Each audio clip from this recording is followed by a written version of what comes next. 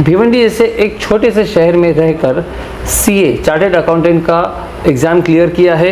हिजाब में रहकर इतनी बड़ी अचीवमेंट, ये अपने आप में एक बहुत बड़ा हम कहेंगे अचीवमेंट है। ये दुख, ये दर्द, ये सब तेरे अंदर है। तू अपने बनाए हुए पिंजरे से बाहर निकल कर देख, तू अपने आप में एक सिकंदर है।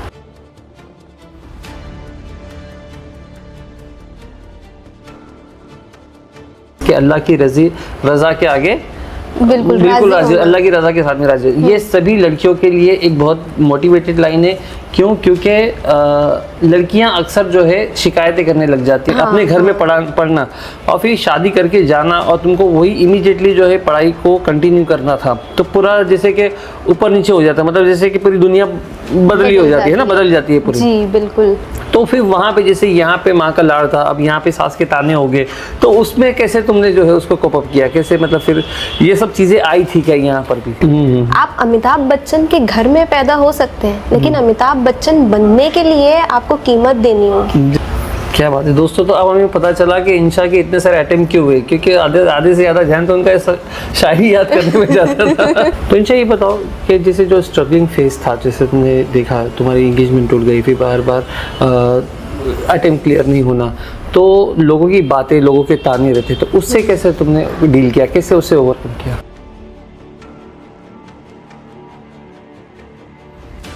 तो मैं 8 मंथ्स प्रेग्नेंट थी। ओहो। लेकिन फिर भी मैंने हार नहीं मानी। मैंने प्रिपेयर किया एग्ज़ाम के लिए। बहुत ऊपर नीचे मेरी हेल्थ सिचुएशंस भी चल रही थी, बट डिस्पाइट एवरीथिंग मैंने सब कुछ फेस किया। मैंने पढ़ाई की। हैप्पी शॉप ये सिर्फ एक दुकान ही नहीं, ठिकाना है खुशियों का। शॉप में एंटर करते ही बच्चों के चेहरे पर मुस्कान आ जाती है। जो लोग इंपोर्टेड प्रोडक्ट्स के शौकीन हैं, उन्हें तो ये जगह जैसे जन्नत लगती है। यहाँ के प्रोडक्ट क्वालिटी के तो क्या ही कहने, दुनिया भर के बेस्ट ब्रांड्स के प्रोडक्ट आपको यहाँ मिल जाएंगे। आप भी अपनी फैमिली के साथ खुशियाँ बटोरने जरूर आइए happy shop at supreme petrol pump, Chavindra, Bhiwandi. Hello friends, मैं फिरोज मेमन दवाई में आप सभी का स्वागत है। हमारी सोसाइटी, हमारी समाज में औरतों को लेकर काफ़ी लोगों की अलग अलग सोच, अलग अलग बातें हैं, लेकिन औरतें हर मुकाम पर, हर कदम पर अपने आप को साबित कर रही है, अपने आप को प्रूव कर रही है। भिवंडी जैसे एक छोटे से शहर में अपने आप को हाईली एजुकेट करना, ये अपने आप में एक बहुत बड़ी बात है, अपने आप में एक बहुत बड़ी मिसाल है। तो ऐसी एक खातून, एक मोहतरमा, एक फीमेल, एक लेडीज़ आज हमारे स्टूडियो में मौजूद है, जिनका नाम है इंशा तुफैल अंसारी। इन्होंने भिवंडी जैसे एक छोटे से शहर में रहकर सीए चार्टर्ड अकाउंटेंट का एग्ज़ाम क्लियर किया है। हिजाब में रहकर इतनी बड़ी अचीवमेंट, ये अपने आप में एक बहुत बड़ा हम कहेंगे अचीवमेंट है। तो ये आज हमारे साथ में, हमारे स्टूडियो में है। तो इनकी जर्नी के बारे में, इनके सफ़र के बारे में, इनके अचीवमेंट के बारे में आज हम बात करेंगे। तो इंशा, बहुत बहुत स्वागत है आपका हमारे चैनल में। तो इंशा, पहले बताइए कि आपने स्कूलिंग कैसे किया, और स्कूलिंग के बाद में आपने कैसे किया कि मुझे सीए ही करना है, तो थोड़ा सा उसके बारे में थोड़ा सा बताइए। स्कूलिंग मैंने doctor Om Prakash Agarwal English high school से किया है। उसके बाद फिर मैंने जूनियर कॉलेज केएमईएस से किया हुआ है। तो जब मैं वहाँ पर थी तो मुझे एक टीचर थी जो कि मुझे हमेशा से देख करके बोला करती थी कि इंशा आई सी ए सीए इन यू। अच्छा।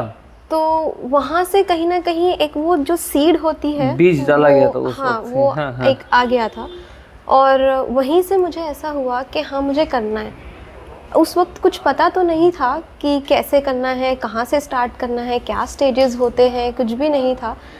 लेकिन लकीली उस वक्त कुछ ऐसा हुआ कि ग्रांट आ गई गवर्नमेंट की तरफ से, और जो फर्स्ट स्टेज होता है वो उसके लिए वो फ्री ऑफ कॉस्ट देने के लिए। अच्छा, हाँ, जो फाउंडेशन कोर्स रहता है उसकी बात कर रहे हो? उसके लिए। एंड और बस उनका एक ही क्राइटेरिया था कि आपको जो आईसीआई को रजिस्ट्रेशन फीस देनी होती है वो आप दे दो, बाकी कोचिंग हम आपको फ्री में दे देंगे। अच्छा। तो उस वक्त ऐसा था कि कोई यकीन करने के लिए तैयार भी नहीं था कि ये भिवंडी में रहकर कि ये क्या है, ये कैसे करेगी। और तो और कुछ इतना ज़्यादा था भी नहीं नॉलेज की कैसे परस्यू करना है उस वक्त। तो लेकिन मुझे तो था कि मुझे तो करना ही है। तो मैंने ज्वाइन कर लिया। पहले तो थोड़ा सेल्फ डाउट भी हो रहा था कि पता नहीं होगा कि नहीं होगा। हाँ। फिर बट मैंने कुछ दिन के लिए मैंने देखा, बैठा, समझा कि हाँ डुएबल तो है, कर सकते हैं, भले ही डिफिकल्ट है लेकिन करेंगे तो हो जाएगा। नहीं। तो वहाँ से मैंने स्टार्ट किया। भले ही मुझे नहीं पता था कि ये जो फाउंडेशन है इसके बाद क्या करना है, अच्छा। लेकिन ये होना चाहिए इंसान के अंदर कि ठीक है जहाँ तक के रास्ता दिख रहा है वहाँ तक के तो चलो। बिल्कुल, एक स्टार्ट तो करो, मतलब जैसे इंग्लिश में बोलते ना, बिगिनिंग इज हाफ डन। हाँ, तो एक बार तुमने शुरुआत कर दी तो समझो आपका आधा काम हो गया। हाँ, फिर हम वहाँ पर जब पहुँचते हैं तो हमको आगे का रास्ता भी दिखने बिल्कुल लगता है। बिल्कुल बिल्कुल। तो उस तरीके से फिर मैंने स्टार्ट किया वो ज्वाइन करके। फिर एक एक रास्ते खुलते चले गए, पता चलते गया कहाँ से क्लासेस लेनी है, क्या करनी है, एंड उस तरीके से फिर मैंने स्टार्ट किया। अच्छा, तो फिर इसमें काफ़ी चैलेंजेस भी आए होंगे, मतलब जैसे कि अभी पढ़ाई कर रहे हैं, एक तो होता है कि लड़कियों का पढ़ना, लड़कियों के लिए हायर स्टडीज़, उसके बाद में फिर लड़कियों का शहर से बाहर जाके पढ़ना, है ना। तो ये तो इसमें कई सारे चैलेंजेस आए होंगे, तो थोड़ा सा वो बताइए कि क्या क्या चैलेंजेस आपने फेस किया। चैलेंजेस तो बहुत सारे थे। मैं कुछ ऐसा बोल सकती हूँ कि मैं एक वो सफ़र हूँ जिसका हर मोड़ पर इम्तिहान रहा। ओहो हो। लेकिन मैं अपनी जर्नी का सबसे लोवेस्ट फेज़ जो था वो आपसे शेयर करती हूँ कि एक वक्त था जब बैक टू बैक मेरे साथ ऐसी चीज़ें हो रही थी which brought me to the level of depression. कि पहला तो ये कि मेरे सीए फाइनल के मल्टीपल अटेम्प्ट्स हो गए थे, और क्योंकि मैं हमेशा से स्टडीज़ में एक अच्छी स्टूडेंट रही हूँ तो ये अटेम्प्ट्स का प्रेशर मेरे ऊपर इतना ज़्यादा हावी हो गया था कि मुझसे पढ़ाई ही नहीं हो रही थी। अच्छा। और उस वक्त जिसकी भी नज़रें मुझसे मिलती थी मुझे ऐसा लगता था कि वो अपनी नज़रों से मुझसे मेरा रिजल्ट पूछ रहे हैं। हाँ। और नहीं, बिल्कुल, जब आप कोई चीज़ पे अटेम्प्ट कर रहे हो तो लोग बार बार पूछते ही है ना, क्या हुआ क्या हुआ। फ्रीक्वेंटली यही सवाल आता था कि हो गया, सीए कर रही थी ना, कितना बचा है और अब और कितना टाइम लगेगा। तो ये चीज़ मुझे काफ़ी ज़्यादा अफेक्ट कर दी थी, और लोग अब बोलना भी शुरू कर दिए थे कि अब जब नहीं हो रहा है तो छोड़ दो ना। लेकिन ऐसे कैसे मैं गिव अप कर दूं? मुझे वो गिव अप करने वाला एटीट्यूड अपने अंदर बिल्डअप नहीं करना था। तो मुझे थोड़ा यकीन भी था अपने ऊपर कि हाँ मैं कर सकती हूँ। और लोग मेरे पेरेंट्स से भी बहुत ज़्यादा ही मेरे रिजल्ट के बारे में सवाल करते तो मतलब थे। कितने अटेम्प्ट्स लगे थे आपको क्लियर करने में? सर, सीए बनने के बाद मुझे ऐसा लगता है कि attempt is a history. CA बन गए तो बन गए। तो मेरे पेरेंट्स को भी लोग बोलते थे कि क्यों पढ़ा रहे हो इसको, ये तो लड़की है, इसके अंदर इन्वेस्ट करके क्या फ़ायदा, आखिर इसकी तो शादी ही करनी है। ये सब चीज़ें मुझे इतना ज़्यादा अफेक्ट करती थी कि मुझे ऐसा लगता था कि मैं कहीं भाग जाऊँ या फिर अपने आप को छुपा लूँ कहीं पूरी तरीके से इस दुनिया से।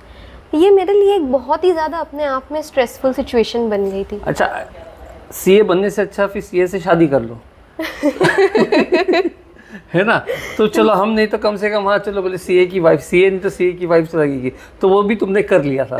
तो वो कैसे, वो भी बताए कि मतलब कि तुमने मतलब सीए कर रही थी इसलिए सीए ढूंढा, या तो फिर वो इत्तेफाक से जो है हो गया, कैसा क्या है?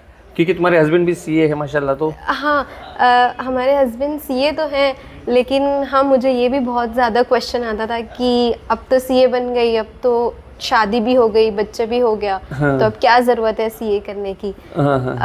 लेकिन सर इसके ऊपर से मैं कुछ ऐसा बोलना चाहूँगी कि सर हो सकता है कि कोई अमीर घर में पैदा हो तो अमीरी उसको उसकी फैमिली से मिल जाएगी, विरासत में मिलती है। बिल्कुल जी। अब ये अमीरी तो विरासत में मिल सकती है, लेकिन एक समझने वाली बात ये है कि सफलता नहीं मिल सकती। आप अमिताभ बच्चन के घर में पैदा हो सकते हैं, लेकिन अमिताभ बच्चन बनने के लिए आपको कीमत देनी होगी। जी जी जी। तो अब ये एटीट्यूड इंसान को नहीं रखना चाहिए कि सामने से आ रहा है तो ले लो, कोई दे रहा है, मिल रहा है, ले लो। What's the fun in that?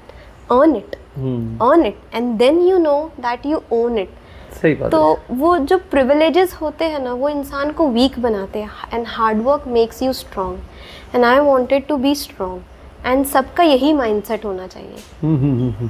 नहीं, बहुत अच्छा सवाल जवाब दिया आपने। जो सवाल था मेरा उसको तो एकदम ठीक है। तो आप बन तो गई, लेकिन फिर भी और भी तो स्ट्रगल्स वगैरह आए होंगे ना आपकी लाइफ में, जैसे कि चैलेंजेस तो आपने बताया, और क्या क्या स्ट्रगल आपको करना पड़ा सीए को कंप्लीट करने में, इसको अर्न करने में? एक तो मैंने जैसा कि बताया कि मेरा सीए फाइनल का मल्टीपल अटेम्प्ट्स हो गया था, वो सारी चीज़ें हो गई थी। तो वो तो ऑलरेडी एक काफ़ी मेरे लिए स्ट्रेसफुल सिचुएशन थी ही, लेकिन उसके बाद ही जस्ट कुछ ऐसा हुआ जिसने मुझे पूरी तरह से तोड़ दिया था। मेरी एंगेजमेंट हो गई थी एंड किसी वजह से वो वर्कआउट नहीं करी।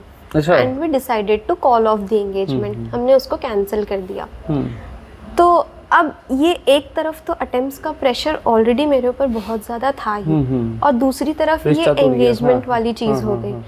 तो ये एक मेरे लिए बहुत ज़्यादा डिप्रेसिंग स्टेट हो गया था। और उसी वक्त किसी रिलेटिव ने सवाल कर लिया कि इसकी शादी कब है। तो उनको बताया गया कि इसकी एंगेजमेंट कैंसिल कर दी गई है। तो जिसको सुनने पर उनका जवाब था कि इसकी तो ना शादी हो रही है और ना ही सीए। मतलब ताने मारने लगे लोग। एग्जैक्टली। तो खुद का खुद में दम घुटना और डिप्रेशन क्या चीज़ होती है मैंने उस वक्त एक्सपीरियंस की। मतलब मैं सुबह में 4-5 बजे उठती थी पढ़ने के लिए, लेकिन मेरी दिन भर में कोई पढ़ाई नहीं होती थी, क्योंकि मेरे दिमाग में सिर्फ मेरे पास्ट को लेके ये चीज़ें और वो लोगों के ताने और लोगों की इतनी सारी बातें, बस वही सब कुछ चलता रहता था। तो कुछ महीनों तक के तो ऐसे ही चला कि मैं सुबह उठ रही हूँ, किताबें मेरे सामने हैं, आंसू बहते जा रहे हैं यही सोच सोच करके कि मेरे साथ क्या हो गया, ये सब क्यों हो रहा है, और सारा दिन निकल जाए, रात हो जाए और कोई पढ़ाई ना हो। फिर एक दिन मुझे मेरी मम्मा ने समझाया कि हमारे साथ जो कुछ भी होता है वो हमारे बेहतर के लिए होता है, और हमें उस चीज़ को एक्सेप्ट करके आगे बढ़ना चाहिए। तो काफ़ी मुश्किल से ये डिप्रेशन वाले स्टेज से तो मैं बाहर निकल गई, और फिर मुझे मेरा परफेक्ट मैच भी मिल गया और मेरी शादी हो गई। तो ये तो काफ़ी एक हैप्पी मोमेंट था मेरे लिए। लेकिन क्योंकि हमेशा से मेरे साथ में सीए के हर स्टेज पे कोई ना कोई चैलेंज रहा ही है, तो मेरी शादी तो हो गई, लेकिन कुछ टाइम बाद मैं प्रेग्नेंट। और जब मेरा अटेम्प्ट आया तो मैं 8 मंथ्स प्रेग्नेंट थी। ओहो। लेकिन फिर भी मैंने हार नहीं मानी, मैंने प्रिपेयर किया एग्ज़ाम के लिए। बहुत ऊपर नीचे मेरी हेल्थ सिचुएशंस भी चल रही थी, बट डिस्पाइट एवरीथिंग मैंने सब कुछ फेस किया, मैंने पढ़ाई की और एग्ज़ाम दिया, और मेरा एक ग्रुप क्लियर हो गया। अच्छा। फिर आई दूसरे ग्रुप की पारी। हाँ। अब उस वक्त तक के मेरा बच्चा 9 मंथ्स का हो गया था। ओहो। और ये मेरे लिए सबसे ज़्यादा चैलेंजिंग और टफ अटेम्प्ट बन गया था। अच्छा, एक थोड़ा सा यहाँ पे तुमको मैं ये कर रहा हूँ कि कैसा होता है कि शादी के पहले, शादी के पहले तुम घर में थी, तो जैसे पापा की लाडली थी, पापा की परी जिसे बोलते हैं, बिल्कुल, है ना। हाँ, घर में मतलब कोई काम करना है तो मम्मी है, ये कर लेगी, वो कर लेगी। तो शादी के पहले इतना पैम्परिंग हो, मतलब फिर उसमें जो है पढ़ाई करने का एक अलग इन्वायरमेंट होता है घर में, अपने घर में पढ़ना, और फिर शादी करके जाना, और तुमको वही इमीडिएटली जो है पढ़ाई को कंटिन्यू करना था। तो पूरा जैसे कि ऊपर नीचे हो जाता है, मतलब जैसे कि पूरी दुनिया बदली हो जाती है ना, बदल जाती है पूरी। जी बिल्कुल। तो फिर वहाँ पे जैसे यहाँ पे माँ का लाड़ था, अब यहाँ पे सास के ताने हो गए, तो उसमें कैसे तुमने जो है उसको कोप अप किया, कैसे, मतलब फिर ये सब चीज़ें आई थी क्या यहाँ पर भी? जी, ये सब चीज़ें तो सारी लड़कियों को फेस करना ही पड़ता है, क्योंकि पूरी लाइफ चेंज हो जाती है। आप एक घर में 20-25 साल रहे हैं, अब एक ऐसा एक नया घर, सारे नए लोग, उनके साथ में एडजस्ट करना है, तो बहुत ज़्यादा चैलेंजिंग तो हो गया था। और जैसा कि मैंने बताया कि जब मेरा ग्रुप 2 का एग्ज़ाम रहा, जब मेरा बच्चा 9 मंथ्स का हो गया था, तो उस वक्त वो मेरे लिए सबसे ज़्यादा चैलेंजिंग अटेम्प्ट तो बन ही गया था, क्योंकि शादी हो गई है, बच्चा इतना बड़ा हो गया। अब तक के तो ये है कि इसके पहले तक के तो मैं फिर भी प्रेग्नेंट थी, तो मैं अपनी हेल्थ के हिसाब से जब चाहूँ पढ़ लूँ, जब चाहूँ रेस्ट कर लूँ। अब तो बच्चे का भी ध्यान रखना है, अपना भी ध्यान रखना है, बिल्कुल, अपनी भी हेल्थ देखनी है, ये सारी चीज़ें भी थी। तो काफ़ी ज़्यादा चैलेंजिंग हो गया था ये, क्योंकि एक बच्चा जो कि पूरी तरह से आपके ऊपर डिपेंडेंट है, हर एक छोटी छोटी चीज़ के लिए, उसके साथ एग्ज़ाम देना बहुत चैलेंजिंग था। और भी इतना टफ एग्ज़ाम है। बिल्कुल, वो तो है।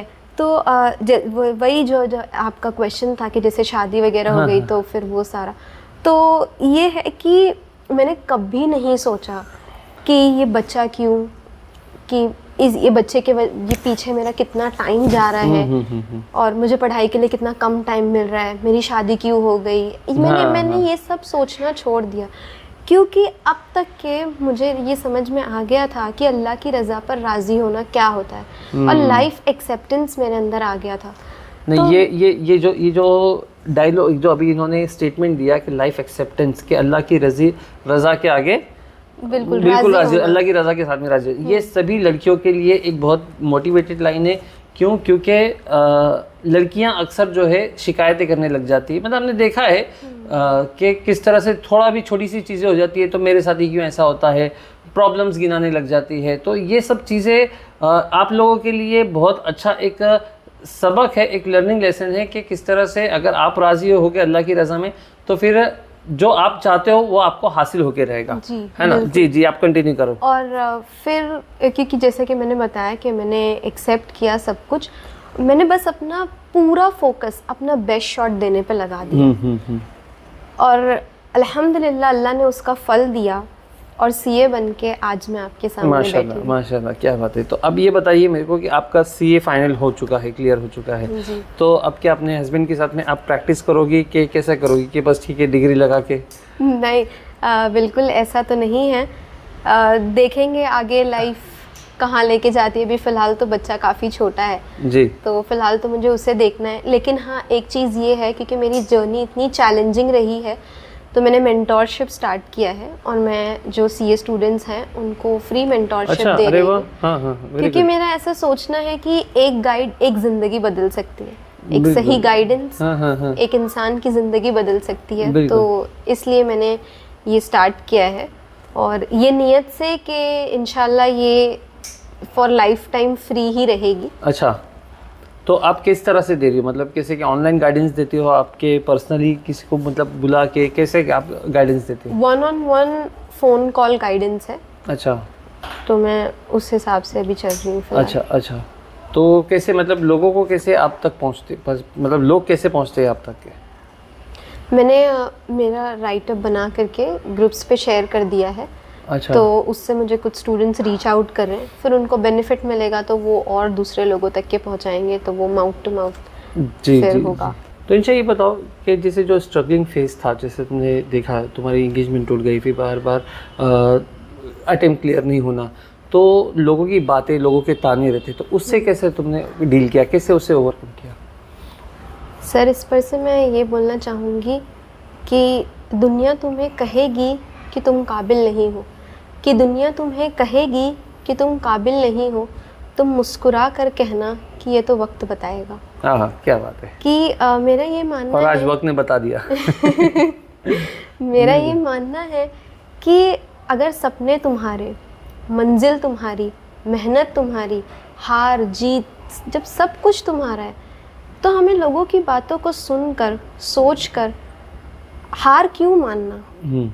जो स्ट्रगलिंग फेज चलता रहता है, जब इंसान पूरी तरीके से तपता रहता है और चारों तरफ से लोगों के ताने होते हैं, उस वक्त के लिए किसी ने बहुत कमाल की लाइंस बोली है कि कुछ देर की खामोशी है फिर शोर आएगा, कुछ देर की खामोशी है फिर शोर आएगा, तुम्हारा वक्त आया है, हमारा दौर आएगा। हाँ, क्या बात है। और हमने देखा है सीए का दौर देखा है, काफ़ी लंबा होता है। हम सालों से देख रहे हैं सीए का दौर। तो ठीक है, अल्लाह करे ऐसे ही आपका भी दौर आए इंशाल्लाह।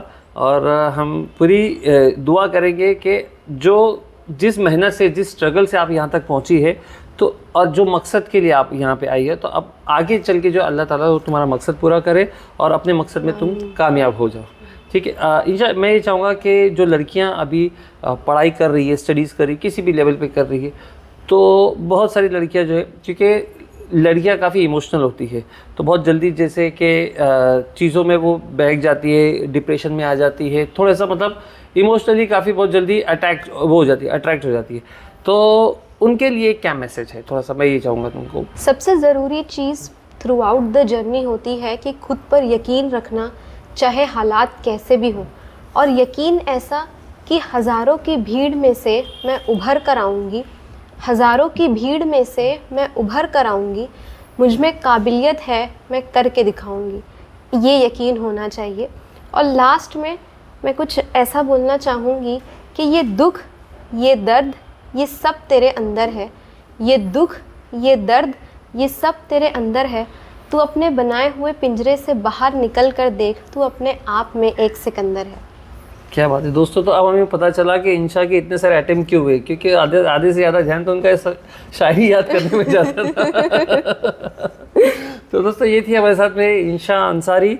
तो उन्होंने बहुत खुलकर अपनी जर्नी के बारे में बताया और काफ़ी मोटिवेटेड था। और हम ये चाहेंगे कि इसी तरह से जो है लड़कियां अपने जो गोल है, जो अपना एक मकसद है, उसको पाने के लिए हर मुमकिन कोशिश करें।